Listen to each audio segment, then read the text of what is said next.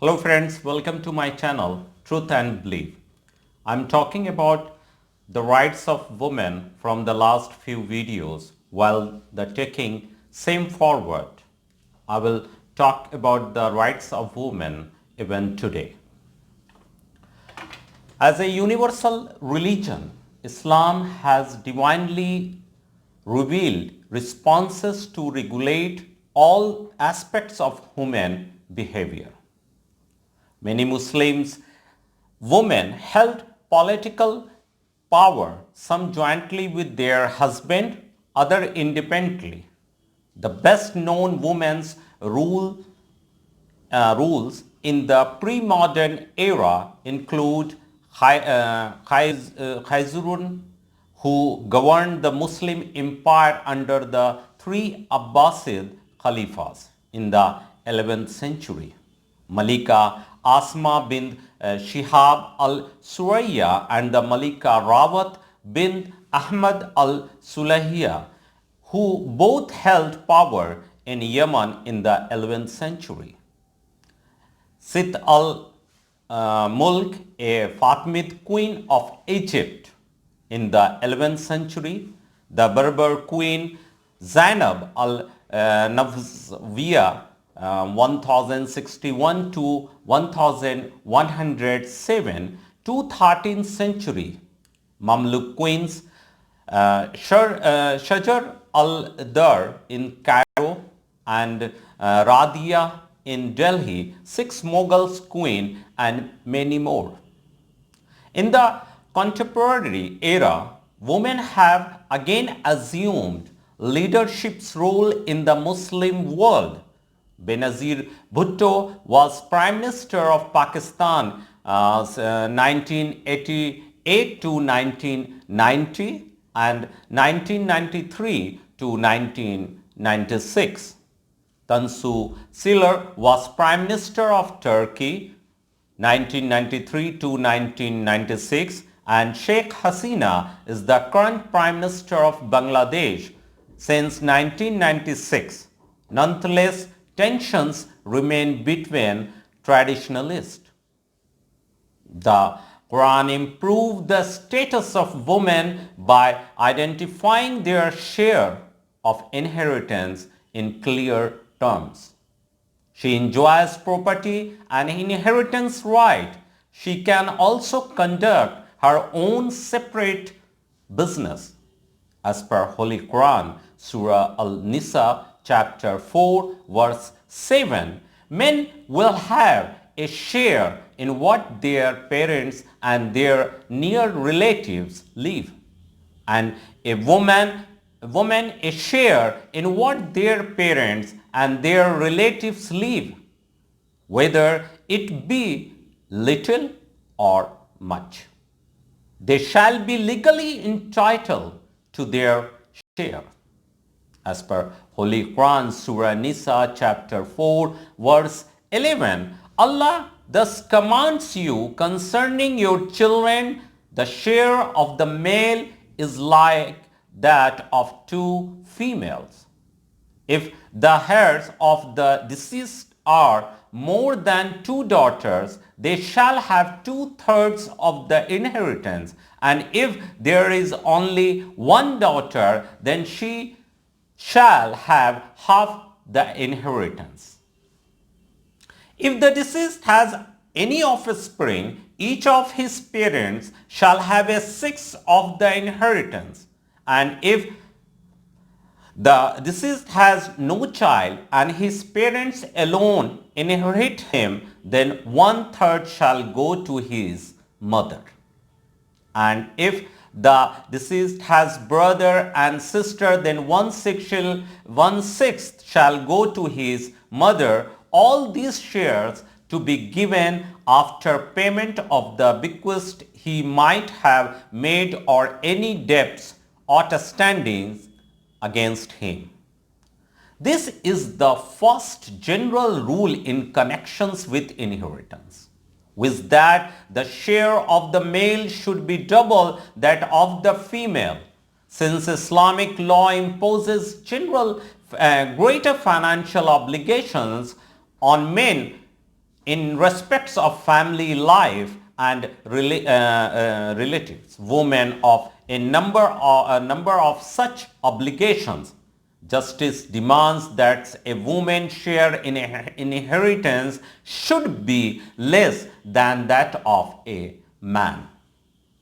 The same applies in the case where there are two daughters if the deceased leaves only daughters, and if there are two or more daughters, then they will receive 2/3 of the inheritance and the remaining 1/3 will go to the other heirs. But if the deceased has only one son, there is consequence amount juris that in the absence of other heirs, he is entitled to all the property, and if the deceased has other heirs, he is entitled to the property left after their shares have been distributed.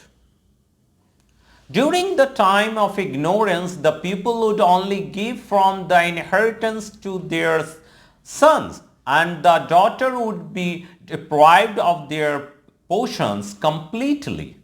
Therefore, after Islam came, it removed these operations and gave the daughters their rights of the inheritance. The son is given 2 times the amount of the daughter because he means son is required to spend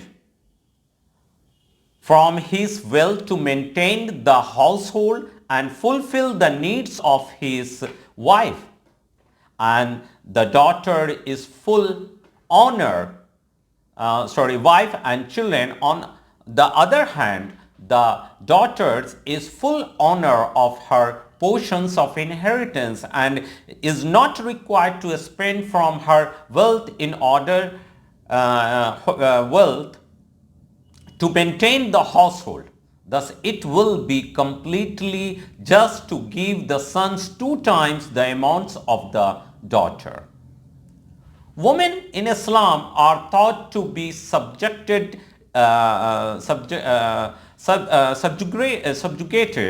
degraded, oppressed. But are they really? Are millions of Muslims simply that oppressive, or are these misconceptions fabricated by a biased media? And for women, are the rights over men similar to those of men over women? As per Quran, Surah Baqarah chapter 2, verse 228, divorced women shall wait concerning themselves for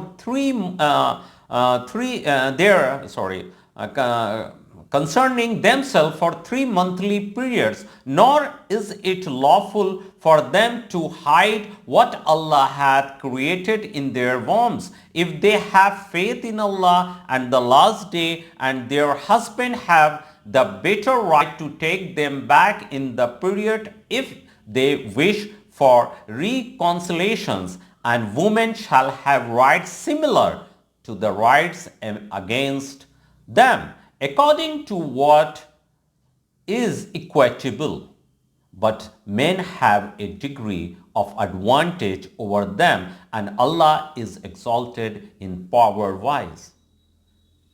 It means, and women shall have rights similar to the rights against them, according to what is equitable, but men have a degree of responsibility over them, and Allah is exalted in power wise.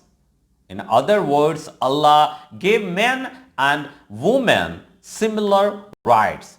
Then He gave the men a greater degree of responsibility over the women than that of women over men. Tabari in his tafsir narrated from Ibn Abbas, the darja mentioned by Allah Most High here is the forfeiting on the man's part of some his wife's obligations towards him and his indulgence towards her, while he is fully obligated to fulfill all his obligations towards her, because the verse came right after, and they women have rights similar to those of men over them in kindness. Over 1400 years ago, Islam gave women right that women in the West have only recently begun to enjoy. In the 1930s, Annie Besant observed it is only in the last 20 years that Christian England has recognized the right of women to property, while Islam has allowed these rights from all times. Equally, men bear the major responsibility of earning for a living, harnessing and developing the resources of the earth, facing life hardship and defending his family and community against dangers. A man is responsible to financially support his wife even if she is rich, his daughter until they are married, his sons until they are able to support themselves, his needy parents as well as other blood relatives.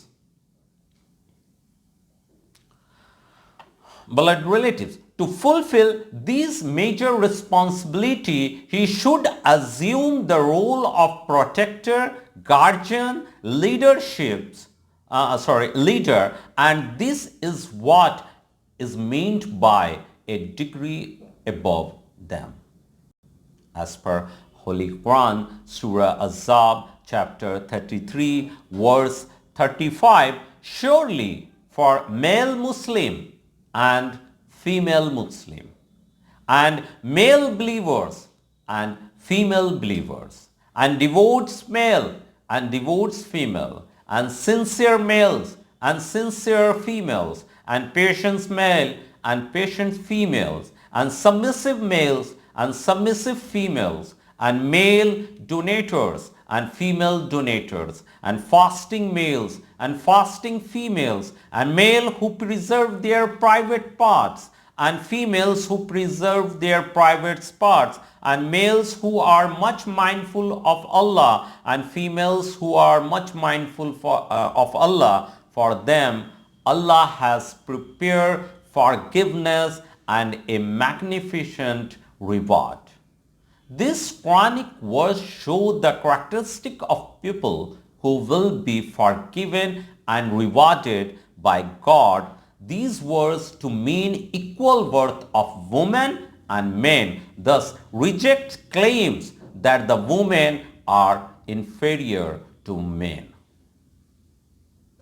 Prophet Muhammad, peace be upon him, said, "The best of you is the best to his family, and I am the best among you to my family." Ibn Hibban. The Prophet Muhammad, peace be upon him, said, "The most perfect believer are the best in conduct, and the best of you are those who are their wives." Ibn Hanbal, Hadith number 7396. Okay guys, thank you very much for watching my video. I hope you liked this video and you find this video informative and useful. I will conclude my lecture on the rights of women in Islam in my next video. So please do subscribe my channel to stay updated. Thank you.